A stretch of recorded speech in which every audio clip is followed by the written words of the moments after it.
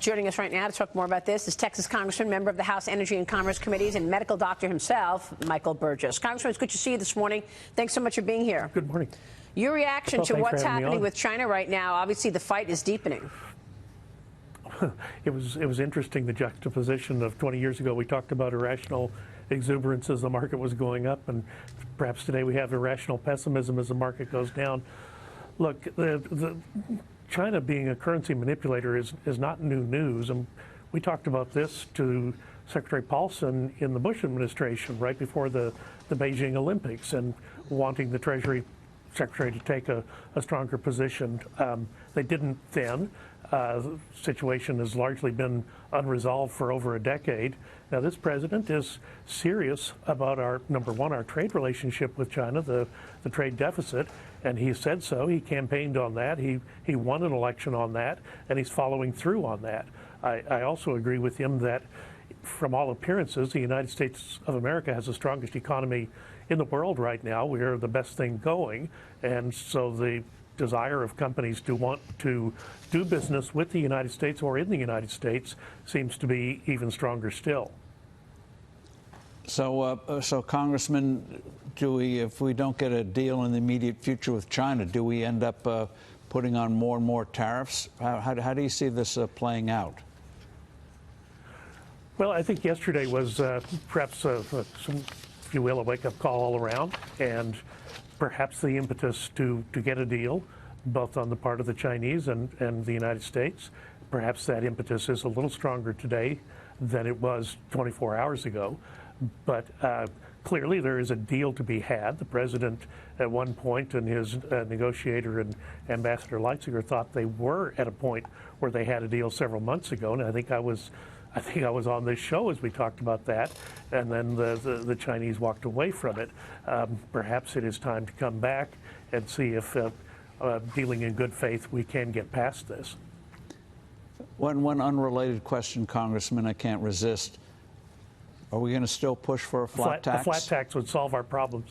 Yes. A flat tax would solve our problems. Yes, sir, you're correct. Yeah. Meanwhile, the tax cut plan definitely moved the needle on economic growth and on job creation. And yet now the worry is that this fight with China is going to take away all the benefits of that. Look, again, I think the president has pointed this out. The economy of the United States is in its strongest position, really, in anything that I can remember. If you're ever going to correct the problems that existed with the trade imbalance with China, wouldn't now be the time to do it from a position of strength rather than trying to bargain from a position of weakness, which obviously was the case even just a few short years ago. You know, you also were talking about the minimum wage a little earlier. Yeah. And this is something that I have worried about, that as if we do a federal increase across the board in the minimum wage, we're going to put additional pressure on the labor market. That's not a good thing for people who are in entry-level positions.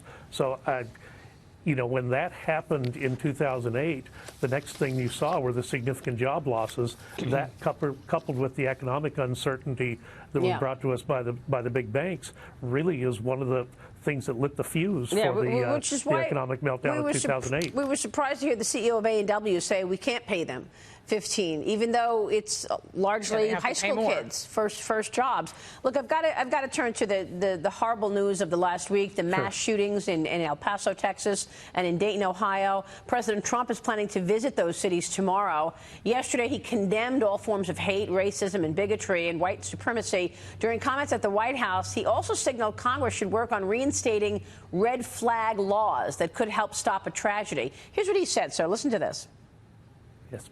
I am directing the Department of Justice to work in partnership with local, state, and federal agencies, as well as social media companies, to develop tools that can detect mass shooters before they strike.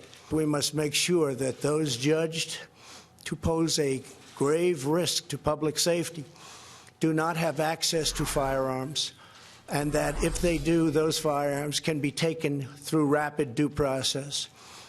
That is why I have called for red flag laws, also known as extreme risk protection orders. What about that, Congressman? What do you think about these red flag laws, and do you think Congress can get that legislation done? Let me answer the first part of your question first. Every time a terrible incident like this occurs, and let me just say, again, our hearts are heavy in Texas for the loss of so many fellow Texans on Saturday, and then unfortunately over the last 24 hours, 2 more individuals succumbed to their wounds that they received Saturday morning. So it's just sort of an ongoing tragedy that's occurring, and of course we also stand in solidarity with our friends and neighbors in Dayton, Ohio. But yes, every time there is what I call a notorious shooting, there seems to be a place where someone could have done something. Now, I don't know if that's the case on these 2 episodes last weekend, but frequently that is what you encounter. Yeah. And the question then comes, why? Why did not someone do something if something in fact could have been done? And that's, I think, what the president is getting at, these temporary gun violence protection orders, and asking the Justice Department to look into that, right, I think is an excellent idea. And yes, perhaps that is a tool that law enforcement could have at its disposal. Yeah, you got to respect due process. No one wants to infringe upon the rights of the law-abiding, but at the same time, when there are clear evidence, I mean, the Aurora shooting in Colorado, the shooting in Illinois, where the person was actually found to be in error in his application for a permit, and then no one ever went back and did anything. And 10 years later, you have a tragedy. So these are things that I think are eminently within the purview of, yes, the Department of Justice, yes, local law enforcement, and we should give them the tools they need. Congressman, thank you. Our condolences to you and to all friends and family in El Paso. Michael Burgess, thank you so much, sir.